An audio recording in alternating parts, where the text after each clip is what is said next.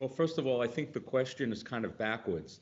The Palestinians have been offered a two-state for two-people solution since 1948, again in 1967, again in 2000. I spoke to President Clinton at that time, 2001, and even in 2008, they were offered 100% of the West Bank and East Jerusalem as a capital.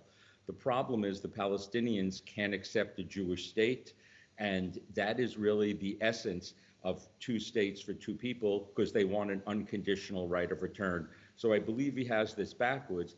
And if he's pushing for a two-state for two people solution at this point, that doesn't advance American interests because that rewards Hamas. And Hamas is basically radical Islamism, no different than Islamic State. There will be some response.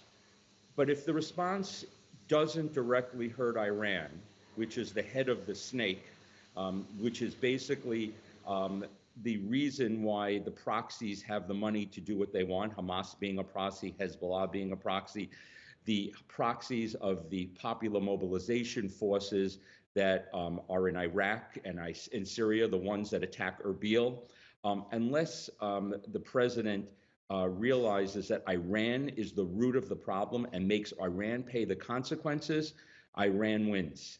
And if Iran wins, that's against American national security interests. When the president telegraphs that we don't want war, it makes America look like a paper tiger. I spend a lot of time in the Middle East, and when you say things like that, you are perceived as weak, and it's an invitation to continue fighting. It's the opposite. The Iran foreign policy has to be changed. The president and Barack Obama before him, who we mentioned in his speech just a few moments ago, their goal was if they could just be nice enough to the Iranians that they will reciprocate. We know the opposite happens. They don't understand that the Iranian people are different than the Iranian government. The Iranian government is a revolutionary government that wants to spread Twelver Shiism throughout the world and dominate the region and throw the United States out and destroy Israel. That is something that you cannot just give nice concessions to and they are going to respond.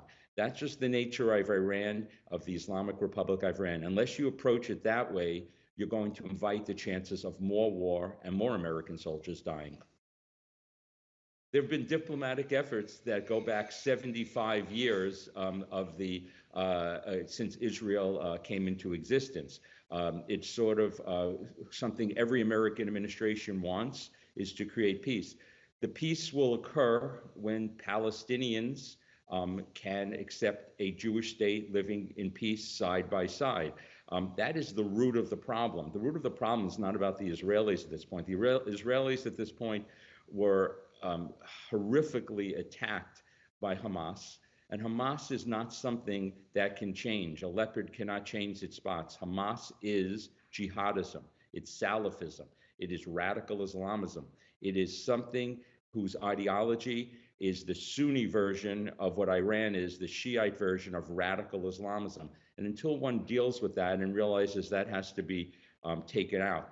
If that's who the Palestinian people are, and that's who they voted in, they voted Hamas in a fair and free election in 2005 or 6, then how could Israel have that? They don't. If you look at the Hamas charter, it says kill Jews. It says we cannot accept a Jewish state.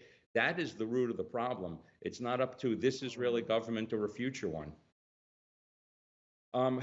I could just tell you that, and as a general policy, I believe American administrations should realize that the Peshmerga is an ally, Kurdistan is an ally. The rest of Iraq is very problematic because they're under the influence of Iran. And our goal, American goal, should be to do everything we can to distance Iran from influencing Iraq. And we should stand with our allies, and the Peshmerga have been with us and are an ally, and we should provide them with the means to use anti-defensive missile systems to protect themselves. But again, it all comes back to the same thing. This is Iran wanting to dominate Iraq, Syria, Lebanon, Yemen, and they want to go to Jordan and take over Israel. That is the problem. And unless we look at it that way and we protect our allies and the Kurdish people in Kurdistan, in northern Iraq, are American friends and allies, and we need to be with them, and we need to provide them with the weapons they need to protect themselves for our interests. We need to stand with our allies.